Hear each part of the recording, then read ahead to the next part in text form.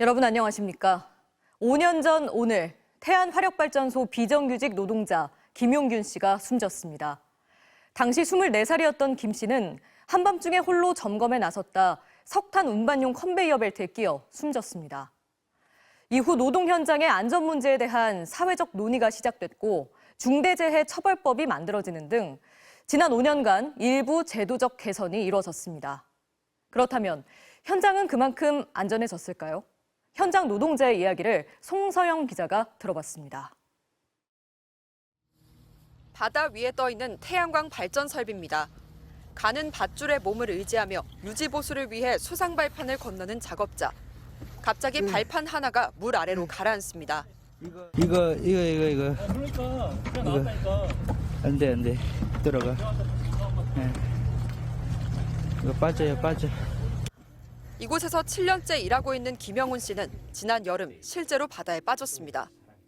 그때는 거의 그냥 가슴까지 이렇게 막 몸이 잠겼었죠. 점검하고 보러 가는 와중에 육안으로 확인이 안 되니까 부표가 멀쩡한지 함정 밟은 것처럼 그냥 확 빠진 거죠. 김 씨가 일하는 발전소는 5년 전 김용균 씨가 숨진 태안화력발전소, 원청업체는 바로 한국서부발전입니다. 안전사고 위험에 대해 발전소 측은 수상 태양광 설비는 2년여 전 민원이 제기돼 정비를 마친 곳이라고 밝혔습니다. 또 2인 1조 작업의 안전수칙도 모두 손본 뒤 지키고 있다고 했습니다. 하지만 현장 노동자들의 생각은 다릅니다. 애초에 안전을 고려되지 않게 설치된 장비들이 부식이적으로 많아요. 설비 자체를 바꾸는데 엄청 큰 돈이 들어가잖아요. 안전보다 효율을 앞세운 작업 현장도 그 위험성도 그대로고 이런 일은 대부분 하청업체 노동자들이 담당하고 있다는 점도 바뀌지 않았습니다. 내 직원이 아니기 때문에 아무래도 안전이라든지 책임을 다하지 않는 모습들이 실제로 지난 5년 동안 발전 5사에서 발생한 사망사고의 희생자 4명은 모두 하청업체 소속이었습니다. 2019년에는 크레인에서 떨어진 안전장치가 신호수를 가격해 작업자가 숨졌고 지난 2월에는 지상 15m 높이에서 낙탄을 떨어뜨려 처리하는 작업을 하던 노동자가 떨어져 숨졌습니다. 다친 사람까지 포함하면 사고를 당한 10명 중 8명 이상은 하청업체 소속이었습니다. 전문가들은 사고 발생 시 원청업체도 처벌하게 한 법 개정 취지대로 이제는 법원이 확실하게 책임을 묻는 판결로 신호를 줄 필요가 있다고 말합니다. 위험의 외주와 안전의 외주와 실태를 좀 봐달라. 이런 판결들이 어떤 방식으로 현장에서 받아들이는지에 대해서 좀 무겁게 고려해야 된다는. 지금껏 중대재해처벌법으로 처벌받은 원청 책임자는 모두 11명, 대부분 집행유예였습니다. 하청으로 절감하는 비용만큼의 안전에 대한 책임도 지워야 근본적 변화가 가능하다는 게 노동계 요구입니다. MBC 뉴스 송서영입니다. 네, 이렇게 달라지지 않는 노동 현장의 현실을 안타까운 마음으로 지켜보고 있는 한 분을 스튜디오에 모셨습니다. 5년 전 오늘 24살의 아들 김용균 씨를 태안화력발전소에서 잃은 뒤 엄마에서 시민운동가로 달라진 삶을 살고 있는 김미숙 김용균 재단 이사장입니다. 안녕하십니까? 네, 안녕하세요. 네, 우선 김용균 씨가 떠난 지 5년이 지났습니다. 어제 추모대회도 곳곳에서 열렸는데 먼저 아들의 5주기를 맞는 어머니의 마음 어떠셨나요? 그 유족들은 추모 주기 때마다 한 달 전부터 되게 심정이 힘들거든요. 거기다가 이번에 대법원 판정까지 그 기간 안에 있어서 되게 너무 힘들었습니다. 네. 지난주 목요일 대법원 판결이 또 한 번 마음을 아프게 했을 줄 압니다.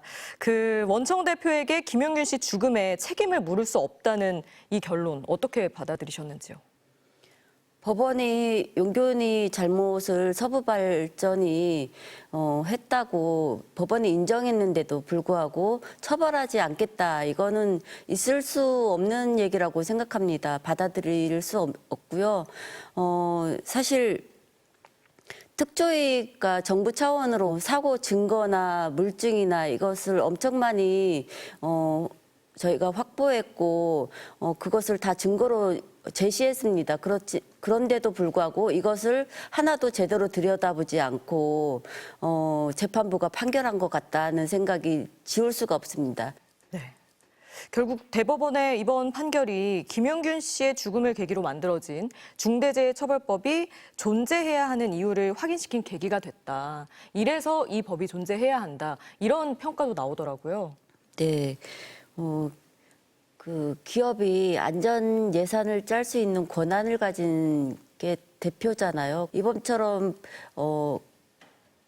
죄는 인정하나 처벌하지 않겠다 이러면은 아무도 이 안전을 책임지지 않으면 결국은 계속되는 죽음이 발생할 수밖에 없는 거잖아요. 네. 그렇기 때문에 이번 재판을 보더라도 정말 원청이 하청까지 안전 책임지도록 해야 된다고 저는 봅니다. 네. 김용균 씨 죽음 이후에 산업안전보건법도 바뀌었고요. 안전규제를 강화하는 쪽으로 바뀌었고 중대재해처벌법도 시행이 됐습니다. 그러면 현장의 변화는 일부 있었다고 보시는지 말씀 부탁드립니다. 사람들의 인식 변화가 가장 컸던 것 같고 그리고 보통 이런 인명 피해가 나면 개인 잘못이다. 기업들이 계속 그렇게 주장하고 왔는데 중처법 만들어지면서 이것은 기업의 산재살인이다. 이렇게 명시를 분명하게 넣은 것 같습니다. 이 중대재해처벌법을 50인 미만 사업장까지 확대하는 그 시점을 미루는 쪽으로 여야 협의가 이루어지고 있는데 이 부분은 어떻게 보시나요? 저는 그 사람의 생명을 가지고 여야가 딜을 해서 50인 미만 사업장 유예를 찬성하는 것을 보고 정말 있을 수 없는 일이다 이런 생각합니다. 지금 사고 80%가 여기 50인 미만 사업장에서 발생하고 있는데 2년 유예하면 그 80% 나는 사람들 계속 죽이겠다는 거나 마찬가지고 그리고 지금 2년 유예되고 3년 기간을 줬잖아요. 네. 그런데도 기업들이 아직 그거에 대한 준비를 안 했으면 앞으로 2년 더 준다고 해서 뭐가 달라지겠나 이런 생각밖에 안 듭니다. 네, 이사장님 말씀 여기까지 듣겠습니다. 고맙습니다. 네, 감사합니다.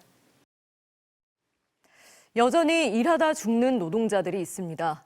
경북 봉화의 대형 재련소 공장에서 설비 교체 작업을 했던 하청 노동자가 사흘 뒤 갑자기 숨져 경찰이 수사에 나섰습니다. 시신에서 고농도의 비소가 검출돼 작업 중 유독가스에 장시간 노출됐을 것으로 추정되는데 정부는 중대재해처벌법 위반 여부를 조사하고 있습니다. 엄지원 기자의 보도입니다. 경북 봉화의 석포재련소 공장입니다. 나흘 전 이곳 재련소 제1공장에서 아연 슬러지를 담은 탱크의 모터를 교체하는 작업이 이뤄졌습니다. 그런데 작업에 참여했던 노동자 한 명이 어제 병원에서 숨진 것으로 확인됐습니다. 숨진 60대 하청 노동자는 작업 다음 날 새벽 숨이 차고 소변에 피가 섞여 나오는 증세를 보여 병원에 입원했지만 이틀 만에 숨졌습니다. 사인은 1급 발암물질, 비소 중독이었습니다. 몸에서 검출된 비소는 무려 2ppm, 치사량 0.3ppm 기준 6배가 넘는 수준이었습니다. 함께 일했던 하청 직원 50대 노동자 1명과 작업 관리 감독을 하던 원청 소속 직원 2명도 마찬가지로 비소 중독으로 입원 중입니다. 사고가 난 공장에선 아연을 황산으로 녹이는 작업이 이뤄지고 있는데 작업자들은 비소 성분의 아르신가스에 노출된 것으로 추정됩니다. 고독성 액화가스인 아르신은 비소가 산과 접촉할 때 형성되는데 작업자들은 아르신가스에 최대 7시간가량 노출된 것으로 병원 측은 보고 있습니다. 숨진 노동자는 42년 동안 석포재련소에서 일하다 퇴직 후 다시 하청업체에서 2년째 일하던 중이었습니다. 연락을 받고 내려왔을 때는 이미 혼수 상태예요. 저희 형이 집에서 가장이니까 갑작스럽게 이렇게 사고가 일어나니까 좀 황당하고 어이도 없고 그래요. 회사 측은 공정상 탱크에서 아르신가스가 나오지 않는다면서도 작업자들의 안전보호장구 착용 여부는 알려줄 수 없다고 밝혔습니다. 경찰은 국가수의 시신부검을 의뢰하고 유독가스 감지장치 설치나 전신보호복 착용 등 안전수칙을 제대로 지켰는지 여부를 수사할 계획입니다. 고용노동부도 재련소를 상시근로자 50인 이상 중대재해처벌법 적용 대상으로 보고 법 위반 여부를 조사하고 있습니다. MBC 뉴스 엄지연입니다. 알고 지내던 여성을 살해하고 다른 남성과 극단적 선택을 시도한 남성이 구속됐습니다. 남성은 여성을 살해한 것은 인정했는데 함께 차량에서 발견된 남성과는 알던 사이가 아니라고 진술했습니다. 백승우 기자의 보도입니다. 알고 지내던 여성을 살해한 뒤 또래 남성과 극단적 선택을 시도했다 경찰에 체포된 20대 남성. 모자를 눌러 쓴 채 법원에 나온 남성은 도주 우려가 있어 구속됐습니다. 차주를 왜 살해하셨습니까? 병원에 있는 피의자는 범행 공모한 겁니까? 남성은 지난 6일 인천 영종도의 한 공터에 주차된 차에서 다른 20대 남성과 함께 의식을 잃은 채 발견됐는데 수사 결과 차량 소유자인 20대 여성은 자택에서 숨져 있었습니다. 깨어난 남성은 여성을 살해했다고 자백했지만 함께 차에 있던 남성에 대해선 전에 알던 사이는 아니며 살인에 가담하지는 않았다고 진술했습니다. 경찰은 차량에서 함께 발견된 남성도 자살 방조 혐의로 입건했습니다.